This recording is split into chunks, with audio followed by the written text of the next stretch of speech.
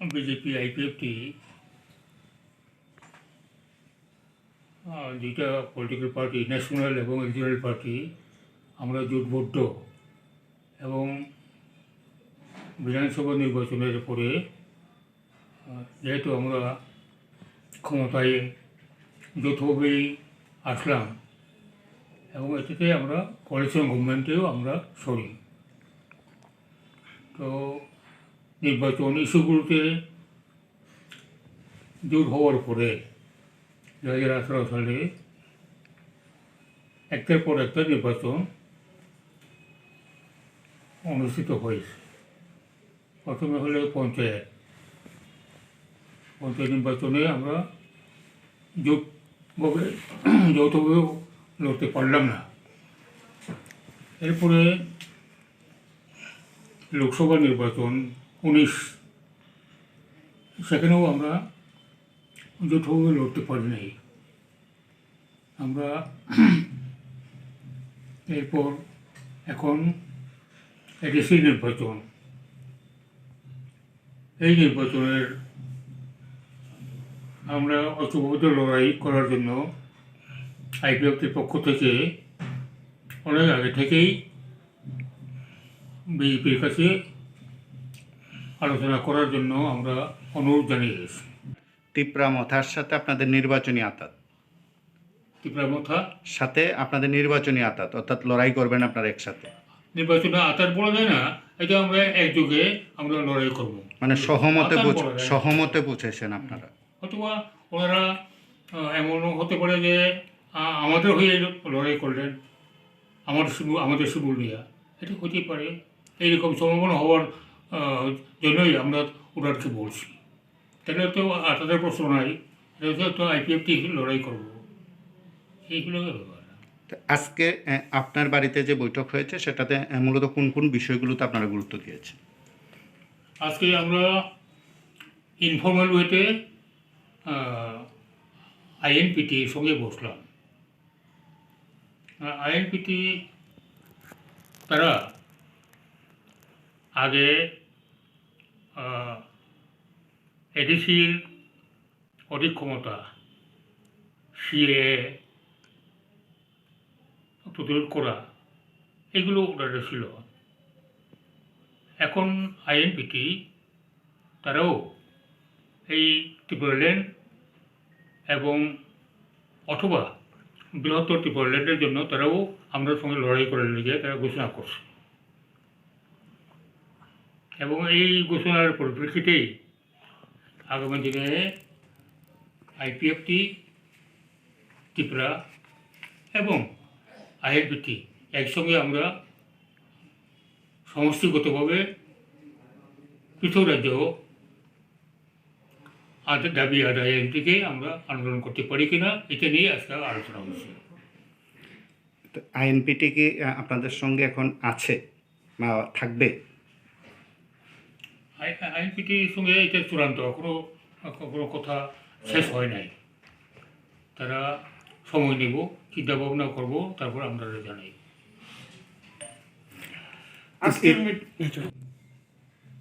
গত বছর 15 অক্টোবর আমাদের দলের একটা ডেলিগেশন দিল্লিতে যখন গেছিলেন, তখন বিজেপির জাতীয় প্রেসিডেন্ট বা সভাপতি জেপি নাড্ডার সঙ্গে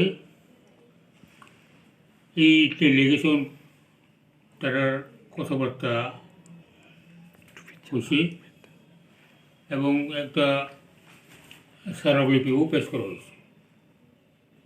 সেই স্মারকলিপিতে একটা আইটেম ছিল যে ত্রিপুরার এডিসি নির্বাচনে যৌথভাবে লড়াই করতে চাই, কিন্তু যেহেতু এটা এডিসি নির্বাচন মানে ট্রাইবাল এরিয়ার নির্বাচন, সেই জন্য আমরা ওনাদের কাছে অনুরোধ রাখলাম যে এই এডিসি নির্বাচনে আমাদেরকেই অর্থাৎ আইপিএফটিকেই বেশি সংখ্যক আসন দেওয়া হোক। সঙ্গে যোগাযোগ করেছে? না, আর হয় নাই, আর হয়নি। আর এটা তো আমরা শুনলাম যে এখানে আঞ্চলিক দল আর অন্য যেগুলো আছে তারা ত্রিপুরাতে মার্জার করছে, যেমন আপনার টিএসপি অমুক তমুক আর কি, এটা তারার ব্যাপার। তারা ত্রিপুরাতে মার্জার করছে বলে তারা ডিক্লেয়ার করছে। তা এখন কি বিজেপির সাথে আর কোনো আলোচনায় বসবেন এডিসি সংক্রান্ত নির্বাচন বিষয়ে? বসতেই হবো, কারণ আমরা জুটে আছি, কাজে আমাদের তো আর বসতেই হবে। তাহলে আপনাদের ডিমান্ড কি থাকবে 22টি আসন? হ্যাঁ, আপনাদের ডিমান্ড থাকবে 22টি আসন। থাকবে।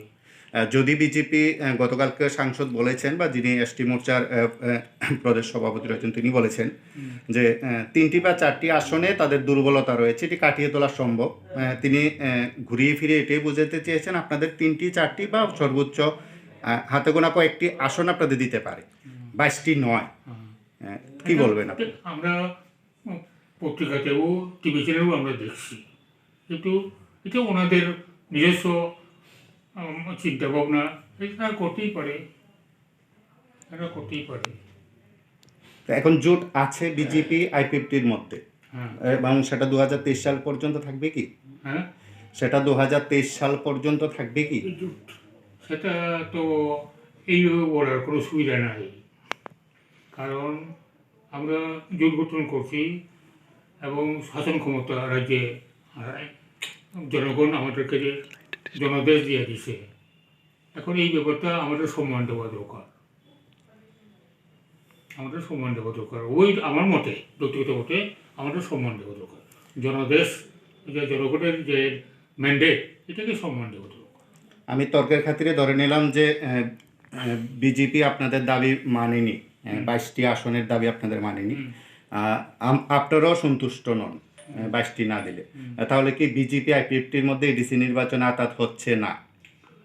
একটু আগে বললাম, পঞ্চায়েত নির্বাচনে আমরা আতাত বা ঐক্যবদ্ধ লড়তে পারলাম না, পার্লামেন্টের নির্বাচনেও পারলাম না। এখনও যদি এর মধ্যে যদি আমাদের সমঝোতার কোনো একটা সম্ভব না হয়, তাহলে ওনারা লড়বেন, আমরা আমাদের লোকে লড়বো, বন্ধুত্বপূর্ণ লড়াই করব। তাহলে রাজ্যে যেহেতু সরকারের রয়েছেন আতাত আছে, এডিসিতে পৃথকভাবে আপনাদের লড়াইয়ের জন্য একেবারে প্রস্তুত আপনারা? এই যে ইলেকশনের ফলাফল উপর নির্ভর করবো, কী এখন তো বলা আছে, সুবিধা নাই। আপনার সঙ্গে যারা রয়েছেন দলের বৈঠকে, তারা বা আজকে প্রদ্যুৎ কিশোর দেববর্মা আপনাদের বৈঠকে ছিলেন, তারাও কি বিজেপির সাথে আপনাদের যাওয়ার জন্য কিছু বলেছে বা যাবেন কিনা এই সংক্রান্ত বিষয়ে কিছু কথা হয়েছে আপনাদের নিজেদের? পরে আমরা আমাদের সেন্ট্রাল কমিটিতে অনেকবার আমরা ডিসকাশন করছি।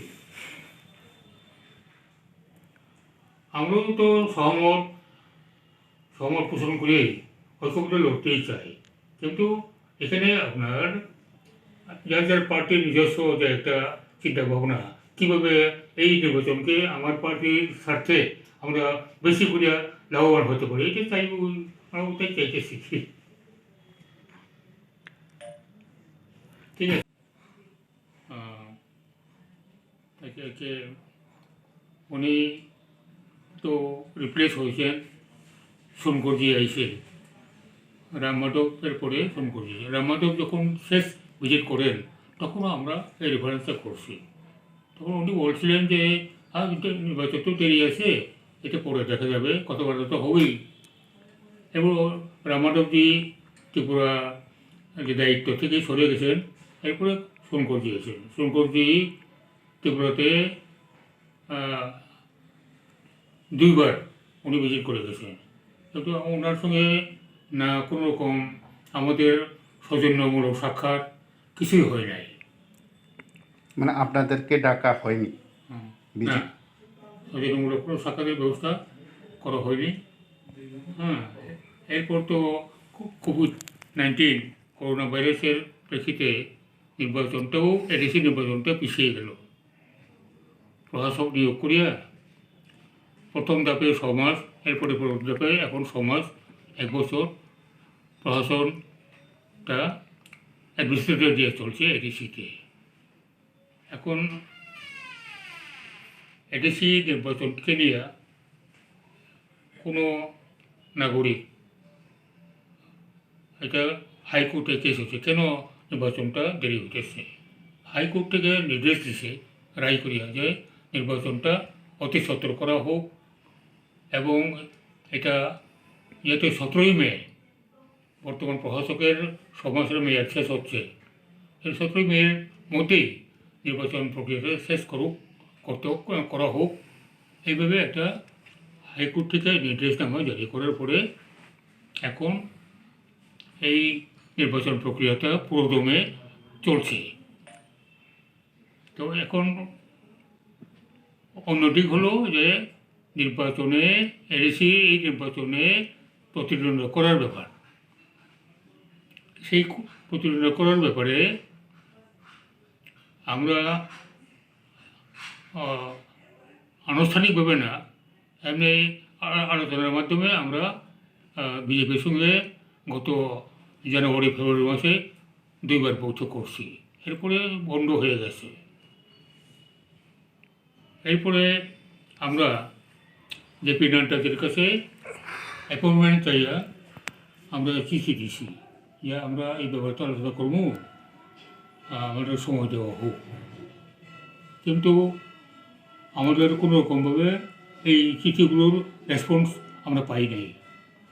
এরপর লাস্ট গত 17ই ফেব্রুয়ারি আমরা আবার চিঠি পাঠিয়েছি জেপি নাড্ডাদের কাছে যে নির্বাচনটা আসন্ন, হাইকোর্টের নির্দেশ অনুসারে নির্বাচনটা এরপরে হয়ে যাব, কাজেই আলোচনার একটা বাতাবরণ এবং সুযোগ দেওয়া হোক। এটারও দিল্লি থেকে আমরা আর কোনো ফিডব্যাক আমরা পাইছি না। এই অবস্থার প্রেক্ষিতে আমরা আইপিএফটি নিজেদের মতো করে জোর হোক না হোক নির্বাচনটা লড়াই করতে হইব, আমরা নিজের মতো করে প্রস্তুতি নিতে শুরু করলাম এবং নিলাম। ইন দ্য মিন হোয়াইল যে মহারাজ কিছু মানিক্য ওনার যে এনজিও ত্রিপুরা, এইটাকে হঠাৎ করিয়া উনি রাজনৈতিক দল হিসেবে ঘোষণা দিলেন। এরপরে এটাও ঘোষণা দিলেন যে এই রাজনৈতিক দল ত্রিপুরা এটা ত্রিপুরা ল্যান্ড না, গ্রেটার ত্রিপুরা ল্যান্ডের জন্য আমরা দাবি করতেছি। এবং ওনার পক্ষ থেকে আইপিএফটির কাছে এটাই অ্যাপ্রোচ করা হইল যে যেহেতু আইপিএফটি ত্রিপুরা ল্যান্ড চায় দাবি, আমারও দাবি ত্রিপুরা ল্যান্ড না গ্রেটার ত্রিপুরা ল্যান্ড, কাজেই আমরা সমঝোতার মাধ্যমে কাজ করতে পারি কিনা, আগামী দিনে এখানে পৃথক রাজ্য করার ব্যাপারে আমরা আন্দোলন করতে পারি কিনা, সেই প্রেক্ষিতে আলোচনা করলাম। আলোচনা করার পরে এটাই সিদ্ধান্ত হইল যে আমরা আগামী দিনে এই রাজ্যে পৃথক পূর্ণ রাজ্য গঠনের জন্য আমরা শান্তিপূর্ণভাবে গণতান্ত্রিক আন্দোলন যৌথভাবে এখন থেকেই করব। এই সহমতের ভিত্তিতে আমরা ঘোষণাও করলাম গত 19 তারিখ ফেব্রুয়ারি যে আমরা এখন থেকে ত্রিপুরা এবং আইপিএফটি একসঙ্গে আমরা গণতান্ত্রিক আন্দোলনের মাধ্যমে ত্রিপুরা ল্যান্ড আদায় করার জন্য আমরা আন্দোলন চালিয়ে যাব। এখন মাঝে দেশি ইলেকশন আসলো, স্বাভাবিকভাবেই আমরা যাতে এই যে যৌথ যে সংগ্রামটা এটাকে আরও কার্যকর করার জন্য আমরা এডিসি ইলেকশন হোক বা যখন অন্য ইলেকশন হোক আমরা একসঙ্গে লড়তে পারলে ভালো, এইভাবে আমরা ঠিক করলাম। কারণ এই যে ত্রিপুরা এবং আইপিএফটির মধ্যে যে সমঝোতাটা হলো এটা মূলত উদ্দেশ্য হলো গিয়ে আমাদের দাবি ত্রিপুরা ল্যান্ড বা গ্রেটার ত্রিপুরা ল্যান্ড আদায় করা। কাজে এই ধারাবাহিকতার মধ্যে রাজ্যে যে কোনো ইলেকশন আসলে পরে সেই ইলেকশনগুলো আমরা ঐক্যবদ্ধভাবে ফাইট করবো, এটাই আমরা ঠিক করছি। মানে ত্রিপুরা মথার সাথে আপনাদের কর্মসূচিতে খুমলুঙের কর্মসূচিতে আইএনপিটি তো তাদের সঙ্গে সবেমাত্র আলোচনা শুরু হয়েছে, তাই আইএনপিটি আগামীকালের এতে আমাদের মহা সমাবেশে তারা নাও আসতে পারে, আসলে তো ভালো আসুক। কেন্দ্রীয় ত্রিপুরা এবং আইপিএফটি সমন্বয়েই আমরা করছি মহাসমাবেশ। ওই জন্য দলনেতারা এলে আসুক, মোস্ট ওয়েলকাম।